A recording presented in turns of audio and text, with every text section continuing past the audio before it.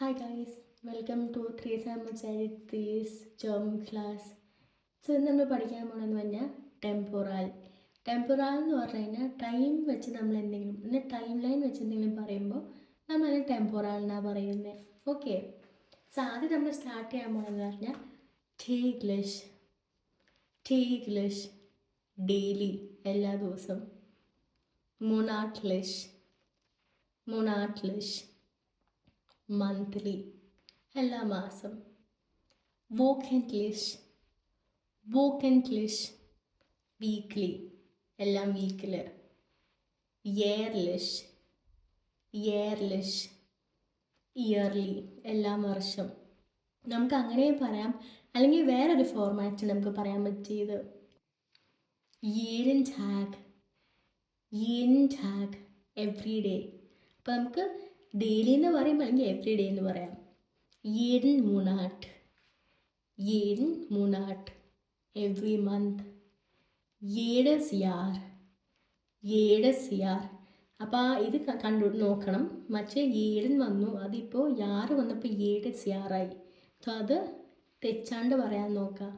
Every year. jede Woche every week. heute today ഇന്ന്. morgen tomorrow നാളെ. overmorgen day after tomorrow മറ്റന്നാൾ. gestern ഇന്നലെ അല്ലെങ്കിൽ yesterday. vorgestern day before yesterday. ഇനി am Wochenende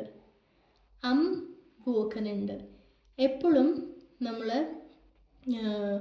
ഒരു proposition use ചെയ്യുമ്പോൾ വെച്ചിട്ട് വേണം വോക്കനൻഡ് പറയാൻ. ഓക്കെ, അപ്പോൾ ഇതിൻ്റെ മീനിങ് പറയുമ്പോൾ ഇൻ ദ വീക്കെൻഡ് അല്ലെങ്കിൽ ഓൺ ദ വീക്കെൻഡ് ആണ് വോക്കനൻ്റെ മീനിങ് വരുന്നത്. ഇനി Montag അല്ലെങ്കിൽ on Monday, in Monday, at Monday, ഇതെല്ലാം ആ ഒരു മീനിങ്ങിലാണ് വരുന്നത് Montag. ഇനി morgen എന്ന് പറഞ്ഞു കഴിഞ്ഞാൽ ഈ മോർഗൻ ഉണ്ട്. നമ്മൾ നേരത്തെ ഒരു മോർഗൻ പഠിച്ചില്ലായിരുന്നോ, ഈ ഹോയ്ച്ചയുടെ താഴെയുള്ള മോർഗൻ. ആ മോർഗൻ എന്ന് പറഞ്ഞു കഴിഞ്ഞാൽ സ്മോൾ ആണല്ലോ, പക്ഷെ നമുക്കത് പറയുമ്പോൾ സ്മോൾ ആണോ ബിഗ് ആണോ നമുക്ക് പറയാൻ പറ്റത്തില്ലല്ലോ.